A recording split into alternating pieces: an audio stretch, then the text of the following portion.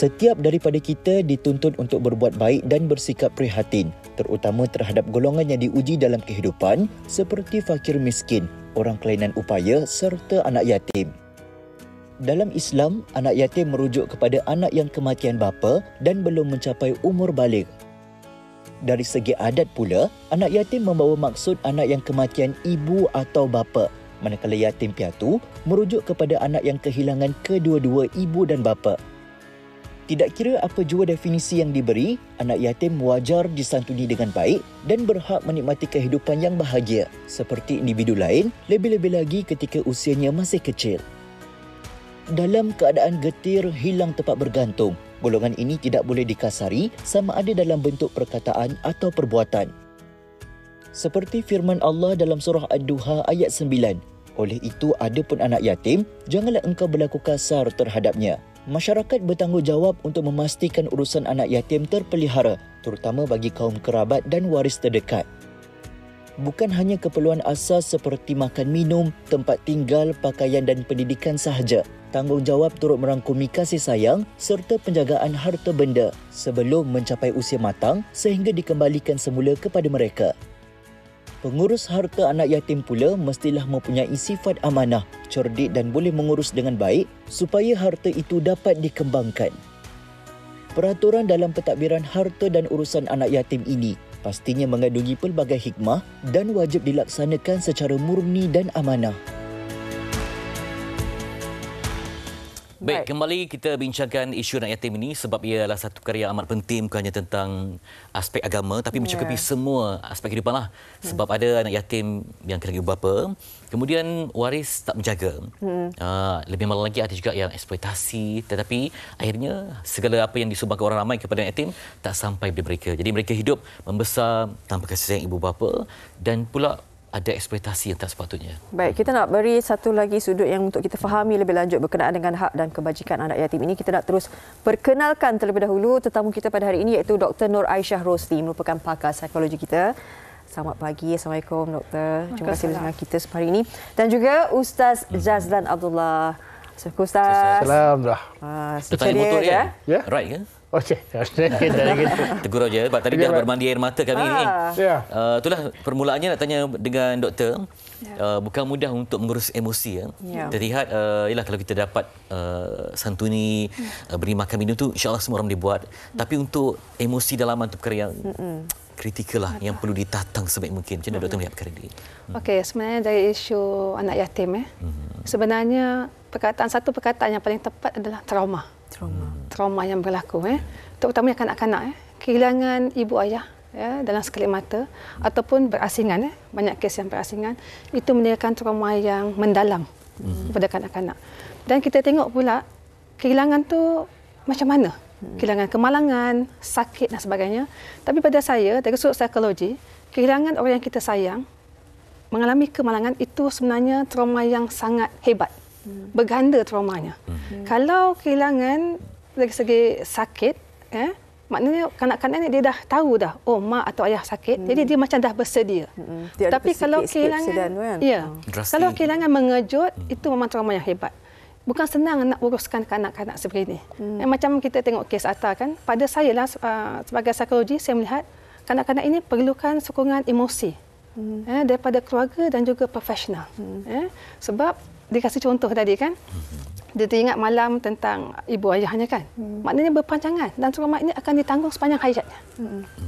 Jadi emosi kanak-kanak ini perlu dibantu, bukan sekadar kasih makan. Bila membesar, ada imej-imej yang terbayang tu kan. Betul. Naik kereta, jadi trauma, teringat itu ini. Jadi dalam untuk menguruskan itu apa yang biasanya dilakukan? Biasanya orang yang paling hampir lah, keluarga. Pertama sekali kita walaupun keluarga ni tidak boleh menjadi pengganti ibu ayah, tetapi layanan tu kena sama dengan anak yang adalah. Kalau kata yang ramai yang duduk dengan sepupu dan sebagainya, layanan kena sama, kena beri perhatian, kena sentiasa bertanya khabar tentang emosinya. Jangan kita biarkan supaya dia tidak ada rasa sedikit terpinggir kan. Bila terpinggir dia akan flashback balik. Betul. Mak ayah aku dan sebagainya. Baik Ustaz, kita nak tahu berkenaan dengan hak dan kebajikan anak yatim ni. Bila sesuatu berlaku, pastinya nanti yang yang meninggal tu ada adik-beradik dan sebagainya. Bagaimana pengurusan tu? Nak cakap siapa yang selayaknya menjaga, kan? Bagaimana yang itu? Bismillahirrahmanirrahim. Fitri, Farahin dan Dr. Aisyah. Muslim-muslimat, sidang penonton yang dirahmati Allah sekalian. Pertama saya nak sebut satulah, umur kita kan. Yang tak ada ayah pun susah. Satu saya sebut. Saya tak ada ayah tu susah. Sungguh pun saya yatim tua, tapi maknanya saya tak ada ayah tu susah. Itu satu perkara pertama. Dan sebenarnya bila mana berlaku satu kematian, kita kena faham tahu dalam Islam seorang tu meninggal dan meninggalkan anak. Jadi anak tu anak yatim sebab dia ayah kan ayah meninggal. Jadi siapa yang kena ambil tanggungjawab? Itu perkara pertama. Yang kena ambil tanggungjawab yang pertama iaitu keluarga arwah. Mana datuknya atau pakcik-pakciknya. Ingat zaman Nabi SAW, Nabi yatim piatu kan. Datuknya ambil, lepas tu pakcik dia. Itu. Asal dia maknanya kita kena faham. Berlaku satu perkara ni, siapa yang kena ambil tanggungjawab tu? Yang pertama, mestilah kita rujuk pada datuknya dan pakcik-pakciknya. Sebelah arwah. Mana sebelah ayah dia lah. Baik, andainya tak ada. Ataupun apa juga sebablah, maka barulah berpindah kepada ibunya. Dan berpindah kepada ibunya dan keluarga ibunya juga. Andainya ibunya, keluarga ibunya itu tidak mampu, maka waktu itu pemerintah atau Baitumal ataupun ada insan ataupun masyarakat yang prihatin boleh ambil dia untuk menjadikan dia itu sebagai anak yang diangkat atau anak yang ambil untuk disebut sebagai anak yatim untuk dia jaga. Tapi barang dia ingat, apakah hak pembelaan yang kita kena bagi kalau kita ambil anak yatim tu? Apa hak? Pertama kita kena tahu haknya iaitu apa? Nafkah. Perlu kita bela iaitu apa? Makan, minum, pakai, tempat tinggal, kesihatan, perubatan, pendidikan, pembelajaran. Apa juga hal berkaitan dengan perbelanjaan harian dan yang paling penting kegembiraan lah. Macam tadi kan doktor kata kan. Emosi maknanya bukan hanya ditinggalkan, bukan hanya ditumpangkan, bukan hanya tempat untuk dilonggokkan, tapi maknanya kita kena bina emosi itu dengan kita mengembirakan. Sebab itu kalau kita lihat Allah SWT pesan dalam Al-Quran surah Al-Baqarah ayat 220. Wa yas'alunaka 'anil yatam. Maknanya bila mana ditanyakan kepadamu ya Muhammad berkaitan dengan anak yatim, kul islahul lahum khairun. Maka hendaklah engkau iaitu apa? Memperbaiki anak yatim itu satu amalan yang sangat baik. Okey, bagaimana? Wa in tahalituhum fa'ihwanukum. Dan apabila engkau mengambil ya sebagai anak, maknanya duduk dengan kita, maka hendaklah engkau iktiraf ataupun engkau ambil dia sebagai apa? Saudara maramu. Maknanya kita ambil macam anak kita lah. Sebab macam doktor sebut, kita tak boleh membezakan ini anak yatim dan sebagainya. Tak, ini kalau aku ambil ini macam anak aku. Apa juga apa yang aku makan, anak aku makan, kau makan. Apa juga pembelajaran aku beri anak aku, kau pun dapat juga. Sebab engkau aku ambil sebagai anak aku. Jadi tak ada beza tau. Jangan bezakan. Jadi kalau beza ni, akhirnya nanti jadi apa? Macam Fitri kata dia.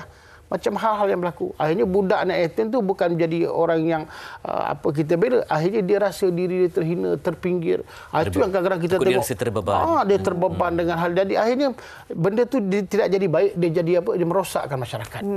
Begitu. Doktor, saya ada berbual dengan penjaga kebajikan anak yatim ni. Katanya, bila kita nampak mereka ni tenang kan. Kadang-kadang ada sisi memberontak jiwa mereka tu. Tapi tak ada tempat untuk meluahkan. Kadang-kadang dia tak reti pun. Tak reti nak luahkan sebab tempat cerita tu tak ada. Mungkin anak yatim hilang ibu bapa sejak kecil. Jadi dah dihantar ke asrama kan. Contohlah kan. Jadi tak terbiasa untuk meluahkan, simpan. Macam mana kita nak berdampingan tu? Sebab kadang-kadang ada sisi defensif, sisi yang macam tak puas hati. Saya ada satu kisah sikit. Sorry sikit doktor. Saya ada pelajar yang memang anak yatim. Dan setiap pagi kalau sampai sekolah tu, dia tak masuk kelas tu, tak masuk dekat sekolah tau. Dia tengok tu. Jadi akhirnya saya perhati lama budak ni dan saya panggil. Sekarang dah besar lah budak ni, dah 10 tahun dulu kan. Saya tanya, kenapa kau selalu tak nak masuk kelas? Tak nak masuk sekolah, tengok orang-orang ni, kenapa? Kau suka tengok tak? Dia kata, Ustaz, saya satu Ustaz. Saya ingin Ustaz. Ingin apa? Ingin ayah bagi duit. Sial. Saya cakap, kan saya bagi awak duit. Kan? Saya bawa awak pergi sekolah. Sekolah awak aircon, kereta semua aircon, asrama awak bagus. Tapi Ustaz bukan ayah saya. Maknanya macam Fitri cakap lah. Dia nak satu benda yang dia tak ada. Jadi waktulah sebenarnya satu keinsafan yang besar bagi saya tu. Ya Allah, maknanya kau melihat tu rupanya bukan hanya kosong, tapi kau nak rasa macam mana ayah tu beri kau duit. Macam tu. Dia bukan material tu, Bukan. nilai. Rasa. Nilai tu. Itu bagaimana doktor? Sebab kalau setiap peringkat usia tu dia lain kan? Betul. Bagaimana? Sebenarnya kan dari segi ini konteks penglibatan profesional sebenarnya. Kaunselor-kaunselor di rumah anak yatim penting. Kita faham, saya fikir mungkin tak banyak tempat center yang rumah anak yatim ni mempunyai kaunselor. Sebab kaunselor ni sangat penting. Anak yatim ni dia datang ke tempat itu dengan emosi. Dia terpilih untuk masuk tu sebabkan dia kehilangan seseorang yang sangat penting dalam kehidupan dia. Sebab kita ni bercakap pasal kanak-kanak, dia akan ada jangka masa yang panjang. Macam mana kita mendidik anak-anak di rumah anak yatim ni, kalau dibiarkan diabaikan emosinya dengan penuh kesedihan, dia akan memberontak dan seterusnya. Mungkin kita tak tahu masa akan datang kan, apa yang berlaku dalam kehidupannya. Jadi sebenarnya masa kecil ni lah mereka perlu dijaga, dibelai, diambil perhatian tentang emosinya, ajar kanak-kanak ni untuk meluahkan perasaan, bercerita, itu semua penting. Sebab kanak-kanak yang anak yatim ni selalunya mereka ini banyak monolog dalaman, bercakap sendiri. Dia bercakap dan dia menjawab sendiri persoalan tu. Dia mungkin susah nak menceritakan kepada penjaga sebab terlalu ramai sangat kanak-kanak di situ. Jadi kita perlukan orang yang khusus sebenarnya untuk membantu membina emosi yang baik pada kanak-kanaknya. Itu kalau anak-anak yatim yang ditempatkan di macam pusat tahfiz ke anak yatim, asnaf dan sebagainya. Tapi bagaimana pula kalau misalnya duduk dengan keluarga kan? Keluarga tu kadang-kadang pun macam sekarang ni penjaga duduk bekerja, anak pun bagaimana sebenarnya yang sepatutnya lah keluarga tu perlu macam tadi kata kuning perhatian. Tapi bagaimana kita nak langkah pertama tu kadang-kadang tak tahu macam kita kadang-kadang okey ke? Okey. Sebenarnya kan kita ni perlu ada satu pengetahuan tentang emosi kanak-kanak sangat sensitif. Bila berlaku kehilangan ibu bapa ni, kanak-kanak akan sedih. Mereka ni kalau yang lebih muda ni dia lagi confused, keliru tentang kehilangan ni. Mereka akan berfikir balik, flashback balik tentang apa yang berlaku dalam kehidupan. Contoh nak ke sekolah dia teringatkan ayah, nak makan dia akan mak. Benda tu akan bawa dalam diri dia lah. Inilah akan membentuk trauma sebenarnya. Dan sebenarnya layanan dalam rumah pun sangat penting. Layanan anak kita dengan anak buah kita yang kita jaga tu kena berikan layanan yang sama. Sebab kanak-kanak ini melihat dan start membuat perbandingan, aku ni siapa, manalah mak ayah aku. Padahal cukup makan, cukup berjalan semua. Tetapi sebenarnya kan nak lebih lagi saya nak sebut, kita ni selalu peluklah kanak-kanak yang kecil ni kan. Bertanya, bertentang mata, bercakap, biar dia rasa kasih sayang kita tu kat dalam diri dia. Walaupun aku tak ada mak ayah, tapi ada juga mak ngah faksu yang sayangkan aku. Dekat kan. Sebab itu Ustaz kan disebutkan, Rasulullah sebut memang rapat betul ya. Orang yang menjaga anak yatim ni dengan hubungan tu. Sebab yang terpilih ni, insan terpilih memang besar tanggungjawab dia. Sebesar pahala yang menanti tu. Ustaz. Baik, sebab itu Nabi sebut ana waqafil yatim fil jannah kala. Aku dengan pembelaan anak yatim dekat syurga macam ni. Maknanya asas tu kita tahu, maknanya kunci syurga tu adalah pada anak yatim. Satu kan? Dan yang kedua, bab berkaitan dengan pembelaan ni saya tengok mana bukan hanya kita seorang yang mainkan peranan. Katakan berlaku dekat adik-beradik kita, kita ambil anak-anak saudara kita untuk jadi anak kita tu, yang penting kita berpasukan dalam keluarga tu. Maknanya anak-anak kita kena fahamkan, isteri kita kena fahamkan. Asas ilmu tu kita tahu. Datang anak yatim tu sebagai anak syurga, anak yang ada pegang pintu kunci syurga. Kita sama-sama makna membela, macam mana mengembirakan. Mungkin kita okey, tapi anak-anak kita kau dah numpang sibuk je. Ada benda-benda ini benda-benda yang berlaku kemanusiaan. Mungkin isteri kita kan inilah nambah seorang lagi gini. Mungkin isteri kita okey, kita pula tak okey. Kan maknanya kena berpasukan dalam keluarga untuk kita sama-sama membela. Sebab nak membela ni pilihan Allah Taala. Dia datang kat kita tu Allah dah pilih dah. Cuma kita nak ambil dengan kebaikan atau tidak. Sebab itu sampai Nabi sebut, Nabi pujuk kita tu, ingat orang yang membela anak yatim tu, besok dekat aku kat syurga macam ni. Nabi dekatkan dua jari macam ni. Mana hampir. Mana Nabi nak beritahu kita, hebatnya mereka itu Allah beri kepada kamu untuk dibela, untuk digembirakan, bukan untuk dicerca, dimaki dan sebagainya. Bila kita tahu apa pahala dan sebagainya, kan macam mana kita memuliakan anak yatim ni Ustaz. Tapi pastilah Ustaz, dalam Ramadan ni ada yang betul-betul kita tahu anak yatim perlu diberikan tumpuan, perhatian kan masa bulan Ramadan dan sebagainya. Tapi ada juga sekarang ni kalau Ustaz tengok konten-konten kan dia menggunakan benda ni sebagai satu. Bagaimana Ustaz? Saya sedih satulah. kadang-kadang kita tengok anak yatim ni dia gemuk pada bulan Ramadan je. Bulan 11 bulan je dia kering kan. Jadi dah jadi sebenarnya dia bukan jadi satu amalan tapi jadi satu budaya. Satu budaya bagus budaya tu tapi maknanya kita kembangkanlah untuk menambah baiklah. Jadi satu hal. Yang kedua kadang-kadang percakapan kita, tindakan kita. Nak ambil tu untuk apa? Kadang kita cakap, kau tengok budak tu anak yatim. Dia ambil makan kanan tangan satu, tangan kiri. Ya Allah pelahapnya. Budak tu pelahap, saya tak marah sebab kita bagi dia makan sebulan, setahun sekali kita bagi makan. Dia ingin ambil kanan kiri, saya cakap ya Allah, itulah budak. Kan? Kalau kita yang dah tua bangka, dia pun tak dapat makan pun kita ambil 2-3 tangan juga. Maksudnya. Maknanya kita kena faham nilaian. Satu. Kedua, kita kena jaga adab. Kita beradab dengan orang ni, kita kena satu. Apatah lagi orang yang disayangi oleh Nabi SAW. Sebab tu janganlah nanti buat satu konten macam mana, gini, begini. Akhirnya bukan kita nak membela yatim, kita sebenarnya lebih mengaibkan dan kita lebih katakan kita sebenarnya untuk menunjukkan kita ni orang yang hebat, orang yang bagus. Tak. Sebenarnya amalan tu kita kena suruh dan apa yang penting, niat kita kerana Allah supaya anak itu dapat bangun dengan apa, dengan selamat, dengan dia dapat menjadi insan yang berguna. Doktor, saya juga nak tanya, ada kes di mana dia anak yatim piatu, tapi dia tak suka orang pandang sisi simpati. Bila ada majlis, silakan anak yatim, majlis penyerahan, dia tak suka dia dipamerkan, dipertontonkan dia. Sebab itu dia rasa benda yang dia dah trauma, tiba-tiba orang pula macam tadi zaman sekarang orang kontenkan dia pula macam itu pula. Sebenarnya macam-macam persepsi kanak-kanak ni. Kita tak tahu apa yang berlaku dalam kehidupan dia. Pertama, mungkin saya boleh katakan dia rasa benda ni satu yang menakutkan untuk dia. Perubahan yang secara tiba-tiba dapat highlight macam yang disebutkan tadi. Benda ni orang akan tanya, dia cuba nak lupa dan sebenarnya dia pun masih terkejut. Sebenarnya kalau kita tengok kanak-kanak ni, dia masih terkejut dengan apa yang berlaku dan cuba nak melupakan tetapi tak tahu caranya macam mana. Jadi sebab itulah kita nak kena fahami hati ni dan berhati-hati dengan kata-kata kita lah, macam dia sebut Ustaz tadi kan. Tapi itu bukan satu tugas yang singkat lah kan, doktor. Betul. Kita nak kena ajar. Sebenarnya kita pun emosi ni kena belajar. Untuk kanak-kanak biasa yang bukan anak yatim piatu, emosi ni tentang gembira, sedih, hormat, sayang ni sebenarnya kena diajar. Tetapi dalam budaya kita tidak ajar emosi. Kita anggap kita dah faham-faham sendiri saja. Betul. Apatah lagi yang keadaan macam ni. Ya Ustaz, ada satu kes juga saya buat program kan.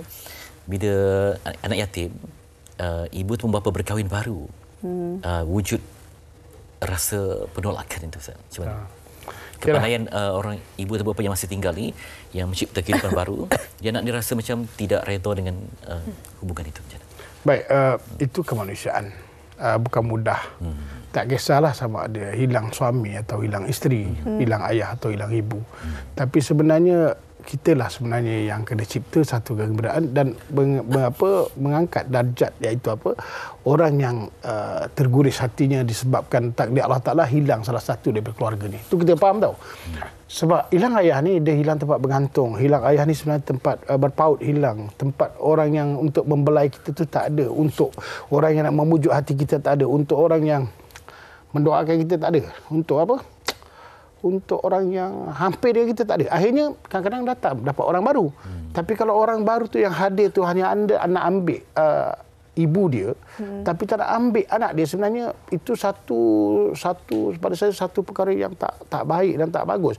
Sebab bila nak ambil ibu dia, kena ambil anak dia. Dan bila ambil ibu dia, jaga hati ibu dia, tentunya kita kena jaga hati anak dia. Sebab apa? Anak dia tu pernah kehilangan.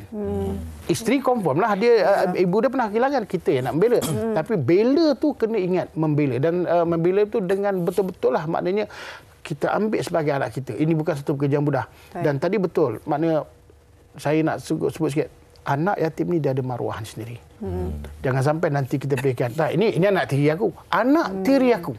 Nampak tak? Dengan sini kita membezakan. Dan sebab itu macam Fitri cakap tadi, dekat rumah anak yatim kan, sampai malu nak ambil hamba. Sebab apa? Pasal kita rasa seolah kita mengaibkan dia. Kita bezakan, ini anak yatim, ini bukan anak yatim. Sedangkan sebenarnya itulah insan, cuma Allah bagi dia takdir dia gitu je. Jadi apa sikap dan tugasan kita? Mana kita kena membangunkan, iaitu ilmu dalam memelihara anak yatim supaya anak yatim ini memang betul dia boleh selari hidup, membesar dan membangun dengan sama kita. Kita sendiri juga, penerimaan kita sebagai masyarakat juga sebenarnya tak boleh ada dah. Kalau boleh lah kan, kita jangan ada macam pengkelasan kena itulah upgrade kan. ilmu lah ya. Lisan ni masalah dia. Lisan. Macam ni anak awak tak? Ini anak tiri. Ini anak tiba-tiba dapat 3 instant anak. Tiba-tiba dia. Makna kita sendiri memisahkan daripada keluarga kita itu sendiri. Baik. Terima kasih banyak-banyak di atas perkongsian ni. Dr. Nur Aisyah Rosli, pakar psikologi, juga merangkap pengarah urusan CPC International, dan juga Ustaz Jazlan Abdullah. Saya rasa banyak sekali yang kita upgrade ilmu kita berkenaan dengan hak dan juga kebajikan anak yatim. Punya panjang bab anak yatim ni. Segi agama semua. Psikologinya. Berat juga lah hari ini kita menanggung emosi kan. Kita yang melihat pun dah rasa hebat, apatah lagi mereka yang menanggung tu. Baik. Dan semoga kesabaran untuk mereka yang diberi amanah insan terpilih untuk menjaga anak yatim tu. InsyaAllah.